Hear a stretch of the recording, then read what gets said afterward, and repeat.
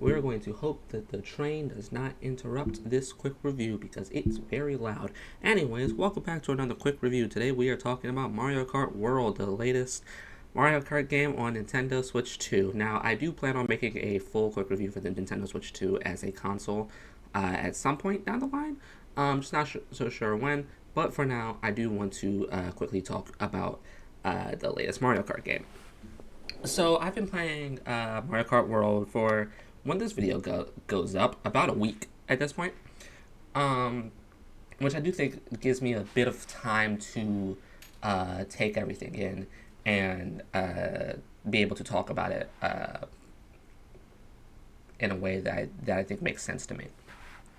So I think to start, Mario Kart World, I've been, let me give my a little bit of context for me and Mario Kart. I've been playing Mario Kart all my life. Um, I granted I haven't been alive that long, so I think my first Mario Kart was Mario Kart Wii. My 18 years of life, my first Mario Kart was Mario Kart Wii, and I really enjoyed that game. I've gone on and played Mario Kart DS, Mario Kart 7, Mario Kart 8. I've gone back and played some of the older ones, but for the most part, I've been playing Mario Kart all my life. Mario Kart World is possibly the most fun I've ever had with a Mario Kart game. Um, and I have some of that has to do with the fact that outside of Mario Kart, and even then some of the Mario Kart games are kind of new for me. But outside of Mario Kart, I'm not the biggest kart racer fan. I enjoy some of the Sonic ones, Sonic and Sega All Stars Racing on the Wii and growing up played that a lot. But outside of that, I'm not the biggest kart racer fan. So you know, um, I don't think I had the greatest expectations going into Mario Kart World. But genuinely, this is the most fun I've ever had with a Mario Kart game. Even going back to when I first played Mario Kart 8 when I got a Wii U back in 2014. Oh my god, it's 11 years ago. I had fun with that game, but I'm having way more fun with this. I'm really glad that we don't have to deal with vehicle customization anymore because that just felt like a lot for something that the average person probably won't notice. There's a lot of characters, but I do wish there were more characters rather than not more characters. Um, I wish the costumes were, you could select them when you picked a character and not have to scroll all the way over to a different page to select the costumes. That'd be nice.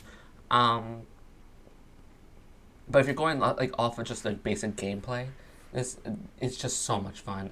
Whoever decided that 24-person Mario Kart was a good idea, I hate you and I love you because it's chaos. It's so chaotic. I love it, but at the same time, going from first to 24th in a random game, it just is not fun. It isn't.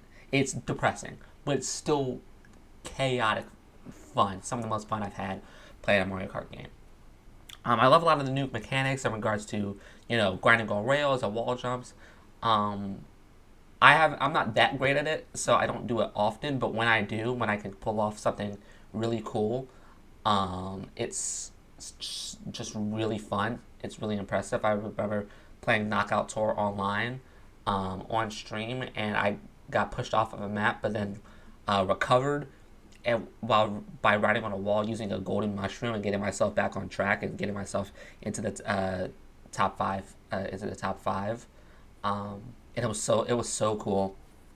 Um, I love the fact that um, items are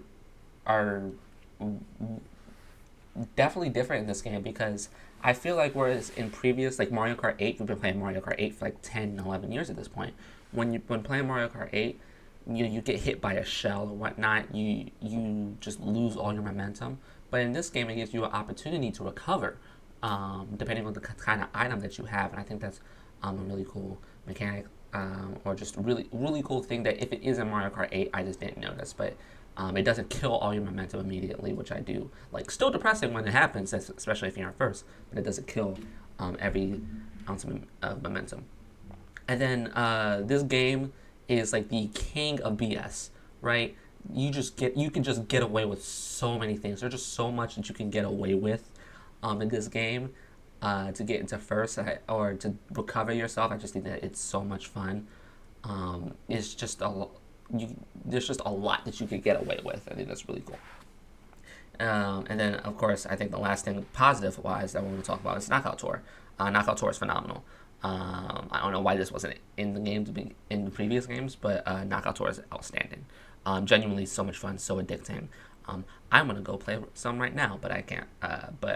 Knockout Tour is great. If we're going to negatives, I think the only real negative that I have is that free roam is not. It's fun, but it's not something that I want to spend a whole bunch of time in. There's not enough in there that makes me want to spend a whole bunch of time in there, which is unfortunate because the game is beautiful. It is genuinely a beautiful Mario Kart game. That comes with the power of the Switch too. Thank goodness. But genuinely, the game is it's a beautiful Mario Kart game. Especially you can see that on Rainbow Road as well.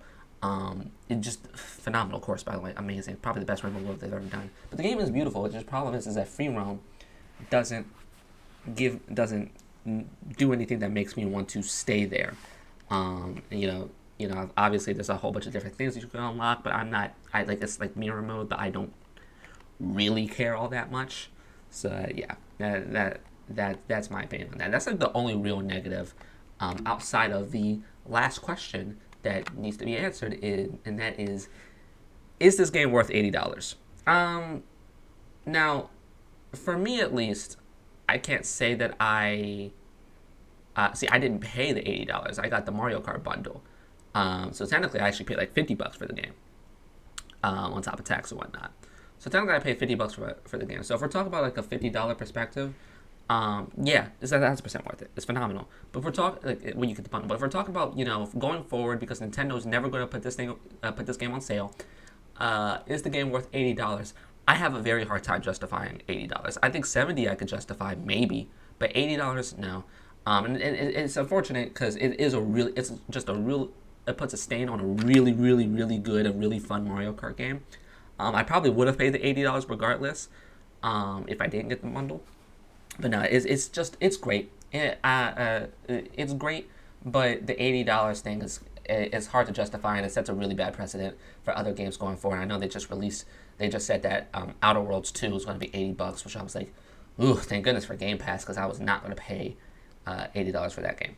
But yeah, overall, Mario Kart World is a phenomenal game. I really enjoy playing it. It's the most fun I've ever had with a Mario Kart game. Free roam is kind of boring to me, and I'm not sure I can justify the $80 price tag. But if you can, and if you have the money to, and you really want to play it, go buy it. Genuinely, I recommend it. It's a great game. If you don't mind shelling out $80. Yeah, 9 out of 10 for me. 9 out of 10 for me. Sorry. Thank you for watching. See ya. Bye.